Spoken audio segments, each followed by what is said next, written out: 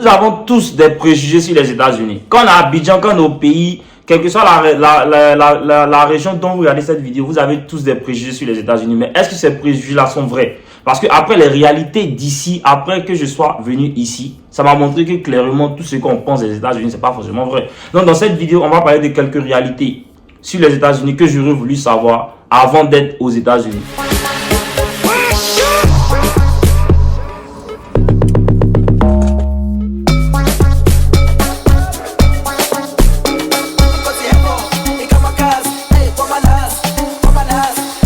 Et comment l'équipe, j'espère que vous allez bien, vous connaissez, c'est le FMH, c'est Carré. On se retrouve pour une nouvelle vidéo aujourd'hui pour parler des réalités des États-Unis, voilà, des réalités que j'aurais voulu savoir avant de venir aux États-Unis. Donc du coup, si vous me suivez toujours pas sur mes différents comptes, allez-y me suivre sur Instagram et Snap, c'est FMH for real. Écrivez-moi, envoyez-moi des questions, envoyez-moi des propositions de vidéos. Moi, je suis prenant. FMH Jaivorina pour TikTok et puis FMH TV pour Facebook et YouTube.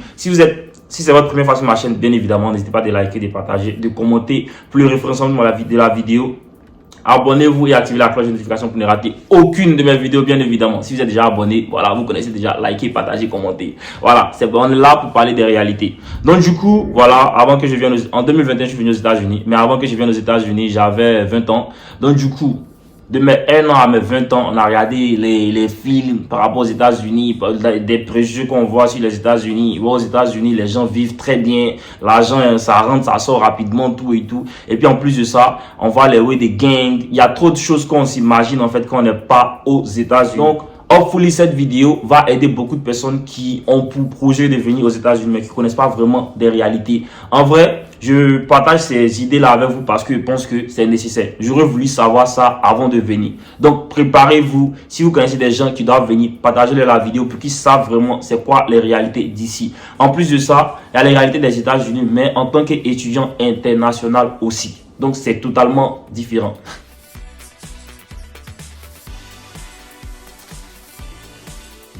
Point, les vices. Franchement, les États-Unis, c'est le pays où tu peux très facilement avoir accès aux vices, c'est-à-dire la drogue, la cigarette, l'alcool et le sexe. Il y a trop de choses ici, franchement. Donc du coup, à la fin de la journée, il y a beaucoup de personnes qui viennent aux États-Unis, qui s'adonnent, qui fument pas nécessairement la cigarette ou bien la drogue ou bien qui ne boivent pas nécessairement l'alcool. Mais le changement d'environnement et le côté dépression les encourage à tomber dans des vices tels que l'alcoolisme, la drogue et voilà, j'en passe, vous connaissez.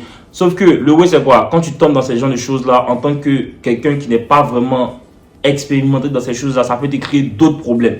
Raison pour laquelle, franchement, moi, je ne vais pas vous mentir, moi, depuis que je suis venu aux États-Unis, je ne suis pas tombé dans certains vices tels que la cigarette, la drogue, l'alcool. Ça, franchement, je ne me vois vraiment pas. En fait, l'alcool, j'ai jamais bu d'alcool de toute ma vie. De toute ma vie. La cigarette, je ne fume pas. Je fume vraiment pas. Je fume vraiment pas. Et vous savez, il y a chacun est curieux à sa manière, tout et tout. Il y a une fois, tu vas vouloir peut-être fumer juste une fois pour voir, mais ça c'était il y a très longtemps, mes frères. Moi je fume pas, je bois pas, je suis tranquille. Mais ce que j'ai remarqué, c'est que c'est la dépression qui pousse beaucoup de personnes à tomber dans ces vices-là. Et puis ces vices-là sont très accessibles. Les gens vendent la drogue à partout. La cigarette, c'est facile. Tu vois, vous voyez même des mineurs qui vont prendre des vieux mogos qui leur disent « Ah, s'il te plaît, tu peux payer de l'alcool pour moi. » Et ça se fait. Donc c'est pour ça que quand vos enfants sont aux États-Unis, ou bien quand vos frères sont aux États-Unis ici, c'est toujours important de les appeler, de savoir s'ils vont bien, de parler vraiment avec eux, de savoir quels sont les problèmes qu'ils rencontrent ici. Vous comprenez? Parce qu'à la fin de la journée, quand on n'a personne à qui se confier, les gars, c'est vraiment pas facile. Donc du coup, il y a aussi les fréquentations qui aident beaucoup à tomber dans des vices, parce qu'il y a des gens, à force de se promener avec des gens qui boivent, tombent dans l'alcool. Il y a des gens, à force de se promener avec des gens qui fument, tombent dans la cigarette ou bien dans la drogue. Donc c'est comme ça. Après, moi je dis pas, faut pas te promener avec des gens, parce que moi franchement, j'ai beaucoup d'amis. Mon cercle d'amis n'est, il n'y a pas beaucoup d'amis. Mon cercle d'amis n'est pas tellement grand que ça, mais il y a beaucoup d'amis qui font beaucoup de différentes choses. Mais ça m'a pas nécessairement impacté, parce que moi franchement, depuis que je suis petit, je suis très difficilement influençable. Moi, j'ai toujours été carré dans ce que je sais que je veux. Donc franchement, c'est rare que je vais tomber dans certains vices. Vous comprenez? Voilà. Donc du coup, c'est aussi quand même important de trier son entourage. Voilà. Parce que si tu te promènes avec des gens qui ne font que boire, un jour, forcément, tu seras tenté de boire. Est-ce que j'ai des anecdotes par rapport à ça? J'en ai plein, mais je n'en dirai pas plus dans cette vidéo parce que cette vidéo est censée être précise. Donc, les autres anecdotes, ça peut faire des sujets de d'autres vidéos. Mais les gars, les vies sont hyper accessibles ici, donc soyez prudents. Priez, priez, franchement, priez. Aujourd'hui, je me suis réveillé à 10 h, il n'y a pas menti, mais j'ai prié en retard. C'est l'un de ces jours-là. C'est pas tous les jours, je me réveille à 5 h pour prier avant de partir au travail, mais aujourd'hui, j'ai férié, j'étais excessivement fatigué. Je suis en retard, je me suis réveillé, j'ai prié. Mais voilà, c'est pas que je suis fier, mais c'est pour vous rappeler de quand même prier. Si vous êtes musulman, priez, essayez de partir à la mosquée les vendredis. Moi, j'essaie de partir à la mosquée les vendredis. Parfois, je suis occupé avec le travail. Mais si vous êtes chrétien aussi, partez à l'église. Franchement, les gars, ça tue pas. Amusez-vous aussi parce que vous êtes aux États-Unis, mais il y a trop de, il y a pas à rentrer dans trop de vices, tu vois. Il n'y a pas à rentrer dans trop de vices. Si tu veux fumer, fume avec modération. Si tu veux boire, bois avec modération. Il n'y a pas à vraiment te détruire sur le futur. Parce que mentalement, yeah, je venais dire mentalement. Si le plan de la santé, les gars, ça détruit aussi. Bro, franchement, le français, il est difficile. Je venais dire mentalement. Ah! Non, mais c'est pas la peine. Je suis trop joula, en fait. Je suis trop joula.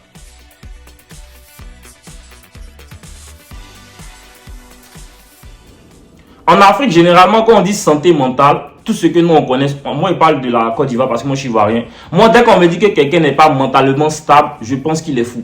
C'est ce que nous tous on pense en Afrique. Dès qu'on dit problème de santé mentale, tout le monde pense à la folie. Alors que la santé mentale est loin de la folie, les gars.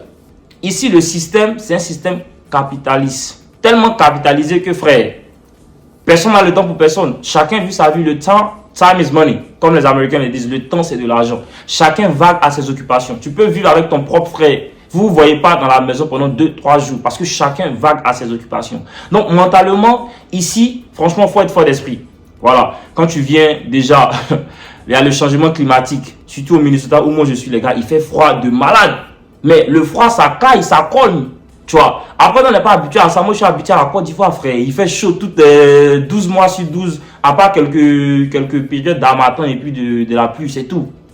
Donc ici tu viens, déjà la neige ça rend dépressif, de fou, malade, il fait froid, il n'y a rien à faire, tu es tout le temps à la maison, tu es seul. Peut-être si tu es marié, peut-être ça peut changer. Mais moi j'avais la chance quand même, je vivais avec mon grand frère. Mais malgré ça les gars, franchement ça te touche quand même. Donc j'imagine pas les gens qui viennent seuls, qui n'ont pas de famille. Les gars, c'est pas facile. Raison pour laquelle quand les gens sont aux États-Unis ici, les gens du pays appellent pour stresser les gens. Ça stresse encore plus parce que le gars, vous l'appelez pas vos proches, vos frères, vos amis pour les demander s'ils vont bien.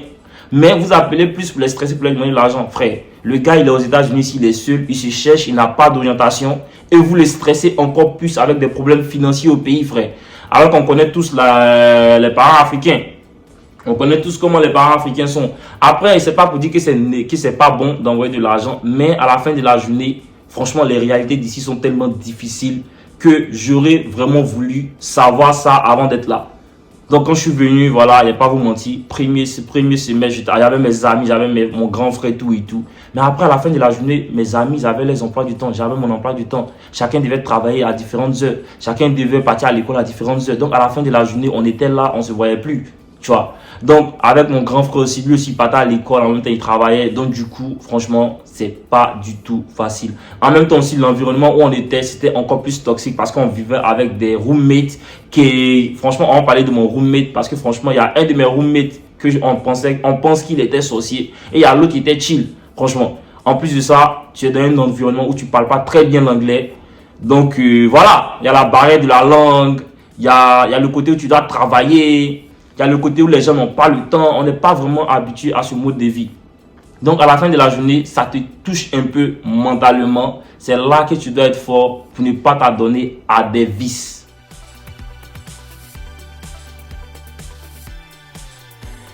Donc du coup les gars, en tant qu'étudiant international, quand on est au pays, il y a beaucoup de personnes qui disent que ouais, on voit des gens sur TikTok qui racontent des bobas, ouais, tu vas venir, tu vas travailler, tout et tout. Il y a des options pour ça. Mais en tant qu'étudiant international, normalement aux États-Unis ici, quand tu viens, tu as droit à travailler que sur le campus. Donc déjà, tu es limité et c'est 20 heures seulement. Voilà. Après, avec l'école, tout et tout, c'est même pas sûr que tu pourras travailler les 20 heures. Mais généralement, les salaires aussi sont pas très bien. Donc du coup, moi, en 2021, si vous avez regardé ma vidéo précédente, je parlais du fait que je travaillais à Chick-fil-A. On me payait $10 l'heure. Après Chick-fil-A, je suis parti à Starbucks. Voilà, on me payait 12 $ l'heure. Après 12 $ l'heure, pour quelqu'un qui fait une filière qui est très complexe, qui n'arrive pas à franchement travailler 20 heures par semaine, à peine tu fais même 150 $ par semaine. Donc du coup, à la fin du mois, tu te retrouves avec peut-être 600 $. Frère, 600 $, si tu enlèves ton argent de nourriture dedans, tout ce que ça peut faire, c'est peut-être payer ton loyer. Si ton loyer est hyper moins cher, parce que parfois il y a des appartements d'étudiants qui sont moins chers quand même. Dans mon cas, moi, je payais 300 $. Donc, ça me permettait de payer ma nourriture et mon loyer. Donc, du coup, quand vous venez ici, soyez vraiment sûr que vous avez vraiment la famille, des parents qui peuvent vraiment vous aider à payer vos études. Après, il y a des gens qui viennent ici. Ils ont des problèmes de famille tels que voilà, papa décède, maman décède, bien la personne qui paye les études ne peut plus en fait. Donc, du coup, vous appliquez pour un work permit. Mais quand c'est fait, il y a les répercussions qui viennent avec ça aussi, du coup. Parce que du moment que tu appliques pour un work permit, que tu finis tes études, et que tu appliques pour un OPT, que le OPT on te le refuse, donc du coup tu peux plus partir à l'école encore parce qu'on se dit que la personne qui paye tes études est décédée. Donc du coup c'est un peu complexe en fait avec le work permit. Donc raison pour laquelle moi je dis, quand tu viens aux États-Unis, si tu veux vraiment venir pour les études, évitons d'appliquer pour les work permits parce qu'à the end of the day, les work permits ça bloque des choses. Voilà, disons que tu as ton petit frère qui doit venir. La même personne qui a été ton garant pour te faire venir en tant qu'étudiant ne peut pas être le garant pour ton petit frère. Parce qu'on en voit dans le record de l'ambassade que voilà, telle personne a appliqué pour un work permit, soit disant que son tel parrain ou bien ses parents ne peuvent plus payer ses études. À l'ambassade, on te dit, mais frère, toi, tu n'arrives pas à payer l'étude de ton fils qui est là-bas. Tu as envoyé quelqu'un d'autre, frère. Il ne faut pas te foutre de nous. Donc après, ça bloque beaucoup de choses. Voilà. Après, je ne suis pas très expert dessus, mais je sais qu'il y a des conséquences qui ne sont pas vraiment très positives en fait quand tu appliques pour un work permit.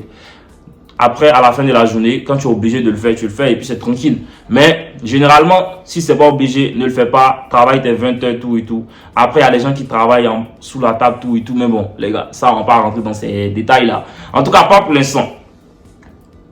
Au fil du temps, on va rentrer dans ces détails. Mais aujourd'hui, pas pour l'instant. C'est pas le but de la vidéo. Donc, du coup, les gars, c'est un peu ça. Le job étudiant ici te permet franchement pas de faire grand chose. Voilà, à part te prendre en charge. Nourriture, peut-être loyer, payer des habits pour toi, c'est tout. Sinon, franchement, tu ne peux pas être étudiant international, travailler pour payer tes études et faire toutes tes dépenses. C'est impossible. Les gars, quand on est à Abidjan, quand on est au pays, on vit avec la famille. Tout ce qu'on se dit, c'est qu'on veut être autonome, vivre seul. Mais quand tu viens aux États-Unis, tu vis seul. C'est là que tu vois la vraie vie. Tu dois te réveiller, aller au travail, aller à l'école parce que tes parents payent cher quand même. Tu dois rentrer à la maison, il n'y a pas de nourriture, tu dois préparer. Alors que tu viens de finir de travailler, tu es excessivement fatigué. Et l'argent que tu as pris pour travailler, c'est ça que tu dois prendre pour aller acheter de nourriture encore. Frère, c'est tellement de choses. C'est là que tu te rends compte que le fait de partir à l'école, rentrer à la maison, voir que ta maman a préparé, déposé sur la table, c'est là que tu vois l'importance de ça. Et je comprends maintenant pourquoi quand on disait, quand les parents préparaient, puis on dit que non, on veut partir acheter GABA, les mamans ne sont pas d'accord. Elles sont fâchées parce qu'elles prennent du temps pour préparer, pour nous mettre à l'aise. Et là, quand on est seul, il n'y a personne pour le faire pour nous. À part si tu es marié ou bien si tu es dans une relation franchement sérieuse, tout et tout. Frère, les gars, c'est pas facile du tout. Parfois, je quitte à l'école, je suis fatigué. Je viens de faire, j'ai commencé à 8 h, j'ai fini par exemple à 16 h. Je suis parti travailler de 16 h par exemple à 20 h. Je rentre à la maison, il y a air à la maison à manger. Je suis là, je suis affamé. C'est soit je vais dormir parce que demain j'ai cours encore, soit je prépare, je vais dormir en retard et je me réveille en retard sur mon plan de demain. Franchement les gars, c'est trop de choses. Donc tous ceux qui vivent avec la famille les gars, un petit conseil de quelqu'un qui ne vit pas avec ses parents, profitez-en. Si vous travaillez, restez à la maison, économisez. Franchement, il n'y a pas mieux que ça en fait. Il n'y a pas mieux que ça. Franchement, on est pressé. En fait, notre génération, on est pressé, tu vois. Parce que mine de rien, on est né en 2000. C'est les vrais de 2000-2001. En tout cas, moi, ma génération, c'est 2000-2001. Tu vois, 2000-2001. Donc, du coup, il vient de dire mon âge aux gens même. Anyway, les gens savent à quel âge anyway. Donc, du coup, 2001, vous connaissez. Donc, du coup, franchement, les gars, il y a tellement de choses en fait qu'on est pressé de faire sans vraiment savoir ce qu'est la vraie vie. En fait, la vraie vie, c'est la rue, les gars. La vraie vie, c'est la rue. C'est pour ça qu'on dit, quand on se plaint à la maison, nos parents nous regardent parfois, ils ne parlent pas trop. Parce qu'ils se disent que tu as grandi, tu vas voir la vie. Et là, plus le temps passe, plus on voit que la vie, c'est pas facile. C'est pas facile. Oui, je suis même actuellement, je suis en grande ville, les gars. Le prix du loyer, les dépenses. J'ai fait une autre vidéo pour ça. Vivre en grande ville. Mais c'est pour nous tuer en fait avec les dépenses, les gars. C'est pour nous tuer avec les dépenses. En fait, c'est trop de choses. Donc, C'était juste pour que vous sachiez que quand vous allez venir, ça sera pas facile. Voilà. Quand vous allez vivre seul, ça sera pas facile. Vous allez rencontrer de nouvelles personnes qui n'auront pas forcément des impacts positifs dans votre vie. Ça peut être positif comme négatif. Donc, faites attention. Donc, sur ce, je pense que c'est le côté, c'est ce dont je voulais parler. Voilà. C'est un peu ce que je voulais dire par rapport au fait de vivre sans les parents. Franchement, c'est pas facile. S'il y a des gens qui sont déjà aux États-Unis, dites-nous, expliquez-nous votre expérience dans les commentaires. C'est important. Et voilà, pour conclure la vidéo, les gars, merci d'avoir regardé la vidéo jusqu'à la fin. Si c'est votre première fois sur ma chaîne, n'hésitez pas de liker, de partager et de vous abonner. Et les agents qui ne font que mentir aux gens à longueur de journée à Abidjan, évitez-les. Pour tous ceux qui ont besoin d'une agence très fiable, contactez Easy Travel, qui est la seule agence de voyage avec laquelle je travaille. Voilà, qui est très fiable, qui sait en fait tout sur l'immigration côté étudiant international et aussi côté visa visiteur. Contactez-les sur Easy. Contactez-les ici, voilà. Voilà les contacts WhatsApp. Ils ont aussi une adresse Gmail, tout et tout. Ils ont un compte TikTok. Tapez Easy Travel sur TikTok. Et voilà, vous allez voir un peu ce qu'ils font sur les réseaux. Donc du coup les gars, c'est un peu ça. Voilà, si vous avez aimé la vidéo, tranquille, vous connaissez déjà ce que vous devez faire. Sur ce, Banks to Banks. La réalité est totalement différente de ce qu'on pensait par rapport aux États-Unis. Donc, il y a beaucoup de choses qui sont différentes. Il y a des choses aussi qui sont similaires à ce qu'on pensait. Il y a fait une autre vidéo sur 4 choses que j'imaginais sur les États-Unis qui étaient vraiment vraies. Donc, du coup, on va faire ça aussi très bientôt. Voilà. Il a oublié de dire ça avant de couper la vidéo. Donc, sur ce, les gars, Banks to Banks.